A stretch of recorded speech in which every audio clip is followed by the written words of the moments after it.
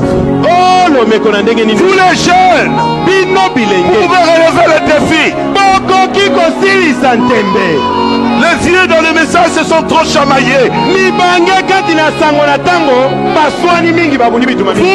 jeunes, relevez le défi. Dieu a besoin de l'unité. Alléluia. Amen. Le temps de guerre est terminé. Il y a paix. C'est le temps de la paix.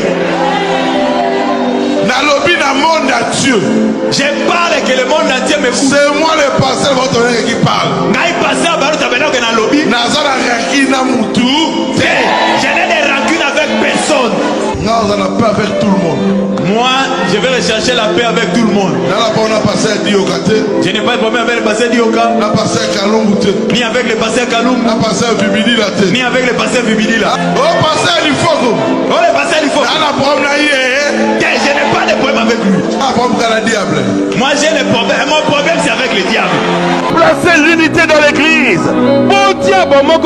Et Dieu sera avec nous. Alléluia. Nous avons positionné l'église. Je positionne l'église. Moi, je n'ai pas apporté la guerre. L'évangile à Jésus. J'ai apporté l'évangile de Jésus. Amen. C'est pour tous ceux qui sont dans le camp du message, dans le camp de Branham, dans le camp de Jésus, tous ceux qui touchent aux brochures. Nous devons avoir l'amour. Ne regardez pas votre âge. Jésus veut vous utiliser pour relever les défis. Je placerai la paix dans ce message. Pendant que je prêche ici, le diable tremble. Il sait que l'amour reviendra dans le message. C'est que je cherche arracher les enfants de Dieu de Satan. Tu me vois, je passé Dioka. Ne sois pas chopé. Moi, je n'ai pas apporté les rancunes. Notre bon Père Céleste, alors que ce matin, nous retournons en pensée des centaines d'années en arrière, là-bas, que nous revoyons le moment où Josaphat s'est tenu aux côtés du roi Akab. Et au fond de son cœur, il y avait encore quelque chose qui venait de Dieu. Ce petit esprit qui, malgré qu'il ait fait une erreur, lui disait, ça ne va pas, ça ne va pas, ça, ce n'est pas propre. Ce n'est pas saint. Le prophète annonçait que ces choses ne pourraient pas continuer comme ça. Et le petit feu de Dieu l'a réveillé. Et puis, tu avais quelqu'un là pour réagir à ce petit feu. C'était Michée, le vrai prophète de Dieu. Il s'est peut-être présenté là, habillé de guenilles. Il s'est peut-être présenté là, méprisé. Et ils l'ont tous regardé, comme une bande de loups qui regarde un agneau. Mais il a dit la vérité, quitte à devoir être giflé, quitte à devoir être jeté en prison et nourri du pain et de l'eau d'affliction. Mais il reste que les paroles qu'il a prononcées se sont accomplies, car tu étais avec lui. Ô Dieu, accorde aujourd'hui, et nous regardons dans cette Bible, nous regardons les livres de l'Église, les décalogues et tout, des églises, les rites, et nous les voyons qui font ceci, cela ou autre chose. Mais examinons la vraie parole ici et voyons ce qu'elle dit. Sans la sanctification, personne ne verra le Seigneur. Recherchez la paix et la sanctification sans laquelle personne ne verra le Seigneur. Celui qui aime le monde ou les choses du monde, l'amour de Dieu n'est pas en lui. Dans les derniers jours, il y aura des temps difficiles. Les hommes seront égoïstes, hautains, fanfarons. Oh, ces grandes choses, Seigneur, qui arrivent. Emportés, enflés d'orgueil, aimant le plaisir plus que Dieu.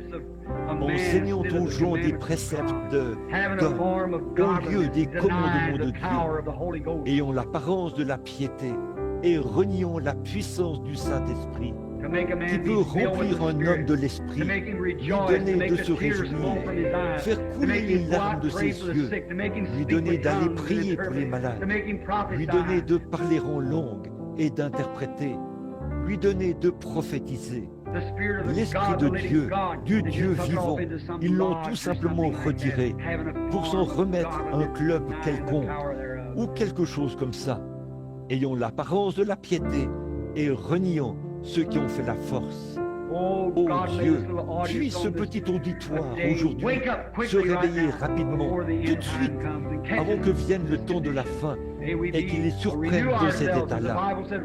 Puissons-nous être, nous renouveler, comme la Bible dit, levez-vous et secouez-vous et demandez quelle est la voie ancienne, qui est la bonne voie, et quand vous la trouverez, marchez-y. Oh Dieu, accorde-nous de trouver la voie ancienne, raboteuse, et nous pourrons alors nous tenir tous ensemble de nouveau, des centaines, à nous donner la main et à chanter. Je prendrai le chemin avec le petit nombre des méprisés qui appartiennent au Seigneur. J'ai commencé à marcher avec Jésus et j'irai jusqu'au bout. Oh Dieu, aide-nous à vivre comme ça et à être comme ça. Bénis toutes les chères mères qui sont assises ici, Seigneur, sachant que ce sont des mères, elles aussi, avec une rose blanche épinglée sur leur manteau ce matin, en mémoire d'une chère vieille maman qui est partie de l'autre côté. Ô Maître de la vie, bénis-les, Seigneur, et qu'elles aussi, elles soient bienheureuses, et que les souvenirs qu'elles laisseront à leurs enfants soient comme ceux que leur mère leur a laissés, si elle s'en est allée de l'autre côté du voile, vers un ciel glorieux. Accorde-le, Seigneur. Et un bon matin, quand la vie quittera nos veines et que le souffle nous manquera, le voile s'ouvrira. Peut-être qu'elle viendra au bout du Jourdain pour nous aider à traverser. Oh, que vienne ce jour glorieux où nous poserons les pieds là-bas, où il n'y aura pas, l'air ne sera pas vicié à cause de la fumée de cigarettes. Il n'y aura jamais un ivrogne dans la rue. Il n'y aura jamais une prostituée. Il n'y aura jamais de péché. Il n'y aura jamais rien de semblable. Mais dans la glorieuse éternité, nous vivrons en paix avec notre Seigneur Jésus-Christ et avec nos enfants. Et, oh, quel jour merveilleux! Oh Père, au milieu de ces grandes ténèbres, le combat qui fait rage, le diable qui envahit les pays, et envahit les chairs, et envahit les églises, et envahit les peuples, envahit le monde des affaires, envahit les villes, et les écoles, et les foyers. Oh Dieu, aide-nous à tenir ferme, à dégainer l'épée rapidement, et à combattre pour Dieu, comme Moïse et les Lévites l'ont fait là-bas, quand il y avait du péché dans le camp. Aide-nous, Seigneur. Pardonne-nous maintenant et bénis-nous. Et garde-nous humbles.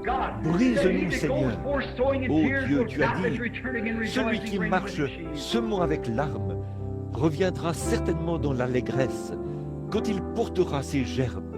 Oh Dieu, brise-nous en morceaux. Façonne-nous à nouveau, Seigneur. Nous nous éloignons trop du chemin. C'est mon cas, Seigneur. J'en arrive au point où je me demande combien de personnes vont assister à ma réunion. Oh Dieu, je veux que toi, tu y assistes. Viens, Seigneur. Oh Christ, viens, Seigneur. Brise-moi. Façonne-moi de nouveau. Oh Seigneur, ne me laisse jamais m'arrêter à ces choses-là. Oh Dieu, garde-moi de ces choses. Aide-moi, Seigneur, à prêcher, comme je le disais tout à l'heure, comme un homme qui se meurt, à des hommes qui se meurent, sachant que nous devrons tous affronter l'éternité. Nous devrons nous tenir devant toi, alors que tu ne seras pas d'un abord agréable, que tu n'auras pas de miséricorde, que tu seras là, sans miséricorde, alors que tu seras là, en colère, pour exercer un jugement contre les nations et contre les gens qui ont rejeté et dédaigné l'amour de ton enfant. Oh Dieu, que je reçoive sa miséricorde aujourd'hui, afin que ce jour-là, j'ai de l'assurance devant lui. Quitte à pleurer maintenant, mais tu effaceras tout ça pour le transformer en joie. À ce moment-là, quand tu diras, entre dans les joies du Seigneur, qui ont été préparées pour toi dès la fondation du monde. Ô Dieu, sois avec nous maintenant et aide-nous. Nous prions au nom de Jésus. Amen.